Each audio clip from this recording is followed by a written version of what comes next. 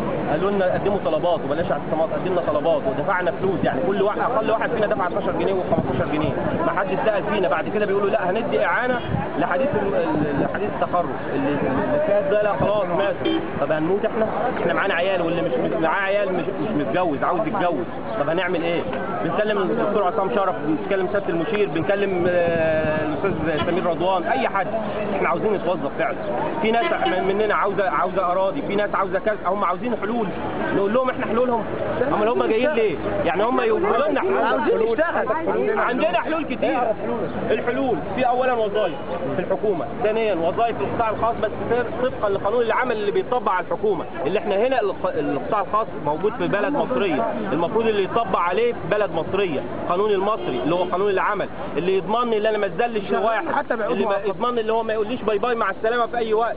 دي حاجه. اراضي الزراعيه المستصلحه، الاراضي المستصلحه تتوزع على الشباب. لو كل 10 افراد خدوا كل واحد 10 فدادين، خدوا 10 فدادين 5 فدادين سيان، وادوا لهم الالات بتاعت الزراعه مع مبلغ بسيط يبنوا فيها بيت، وبعد كده ياخدوا من اول انتاج القسط بتاعهم. ده حل. وفي ناس عاوزه فعلا اراضي زراعيه، في ناس عاوزه. يعني انا دوري ضرب فيه السموع كمان، مش عاوزين يتسموع. قرروا يكملوا، مش عاوزين يتسموع. هو اللي مسؤول عن ايجاد حل. طيب انتوا اتجمعتوا ازاي يعني؟ على فيسبوك. احنا جمعنا المصريين صاروا عشان الحريه والعداله الاجتماعيه. هو من العداله الاجتماعيه العاطل اللي هو قام بالثوره واللي اتعين بالواسطه والرشوه هو اللي يزيد او يثبت. دي مش عداله اجتماعيه. موظفين الدوله نزلوا في المظاهرات. موظفين الدوله نزلوا في المظاهرات. تنظيم الاداره قالت في تقرير رسمي ان في 300,000 وظيفه شاغره في الدوله، وانها هتعين 125,000 كدفعه اولى. وحسام شرف حاطط التعريف الضريبي. احنا عايزين نعرف ليه.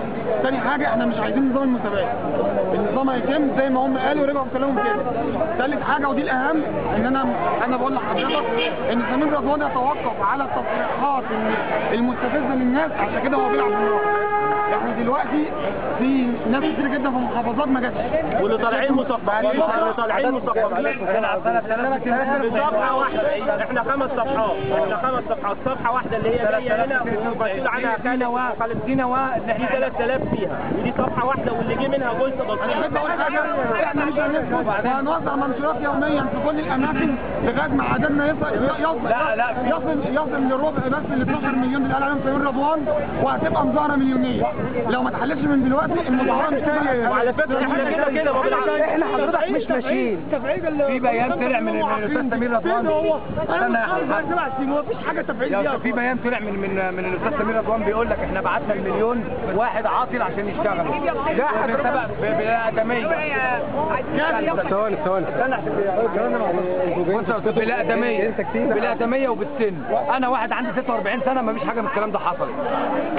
يعني كل ده كلام بيضحكوا بيه على عقولنا. حضرتك معايا ظرف حقوق تمام وبتزود اعتياط وعندي امكانيات في اكتر من مجال. بعت لي وزاره الماليه اتصلت بيا وكانت عرض عليها فرض امن اشتغل بواب على العماره، والحكايه ديت حصلت لي شخصيا. ولو راجعوا معلومات وزاره الماليه هتلاقي الموضوع ده جد بدون كده. النقطه الاهم بقى ان هو بيقول لك ان الناس كلها اللي فرضناهم عندهم رقم تاميني. مين في مصر ما عندوش رقم تاميني؟ طيب هي وزاره الماليه كانت فتحت مع المصريين مع تامين. احنا يا فندم والسيد الوزير خدوا وحطينا صوابع ب 12 جنيه على مستوى 3 ولا 4 مليون. شوف كام اضربهم في كام 12 جنيه. السيد الوزير طلع في برنامج الحياه اليوم قال لو خدت استنى يا جماعه. السيد الوزير طلع في برنامج الحياه اليوم قال هاخد عندي مليون عاصر. رجع بعدها باسبوع قال لها هاخد 30% حكومه و70% عصير. رجعت المستشاره بعدها باسبوع قال مش عايز حكومه خالص. حاجه بس ثانيه بس ازاي عشان اخلص الكلام بس. لما كنا انا معايا بكالوريوس علوم ومعايا دبلومه بامتياز وبعدين ده اهم يعني ده المفروض 5% معاقين. المفروض 2004 والوزير عمال يسودهم. انا واحد من الناس مصاب اصابه عمل عام مستقيم مكان مسؤول من 2005 مصنع سكر كومون.